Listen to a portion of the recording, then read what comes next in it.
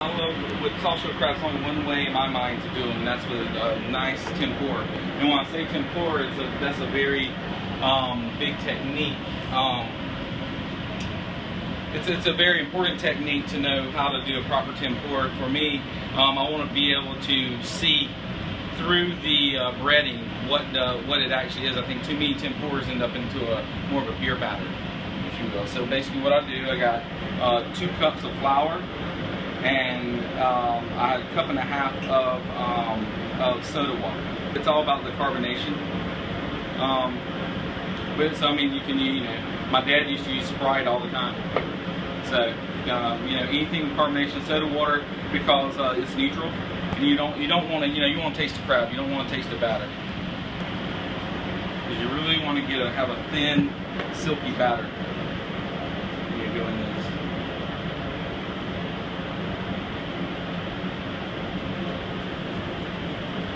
And you can kind of tell if it seems too loose, you're probably on the right track. And pretty much that would, if we were doing this for service, I would tell my cooks to definitely have some soda water with you, so you can keep on refreshing it a little bit. And this can stand around for about 3 hours maybe. All right, so this is just how I prefer it. I would always say that soft shell crabs, when they're frying, when you take them out, they should always look like a print on a t-shirt. With symmetry pretty much. And I'm not a big symmetry fan except for these guys. So, soft shells, okay. So what I like to do, I like to pick them up by their swimettes.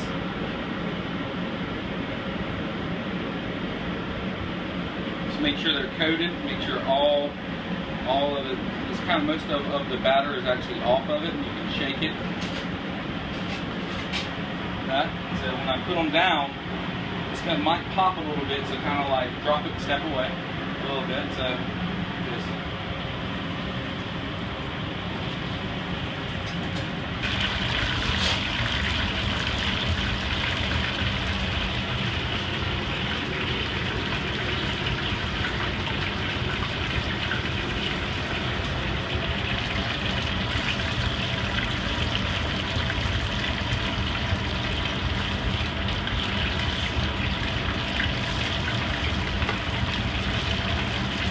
that shouldn't take more than maybe 2 to 3 minutes. You definitely don't want to overcook it, but definitely don't want to undercook it either. So, a little salt. You always want to salt right when you come out of the fryer, because the crab is actually a little bit wet, so to speak, the outside, and so the salt will stick to it a little bit more. So we'll get this other guy going as well, and then I'll start to plate up. So, nice kind of swoosh of the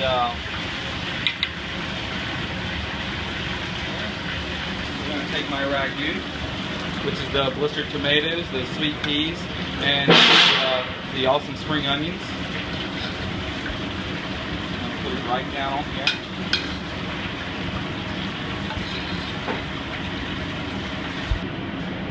And basically what I want to do, I'm going to showcase one like this, and then I'm going to half the other one. So,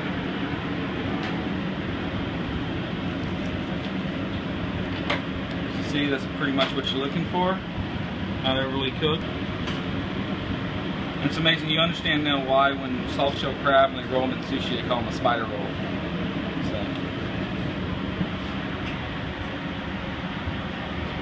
a little landing pad for it, right there.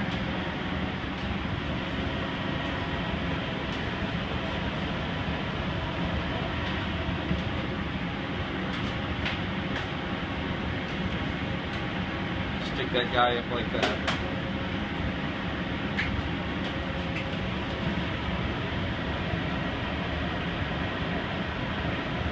Flavors that we got going on here. Just drizzle a little bit over here, over the crab like that, and then just put a little bit around the plate, just for a little bit of presentation.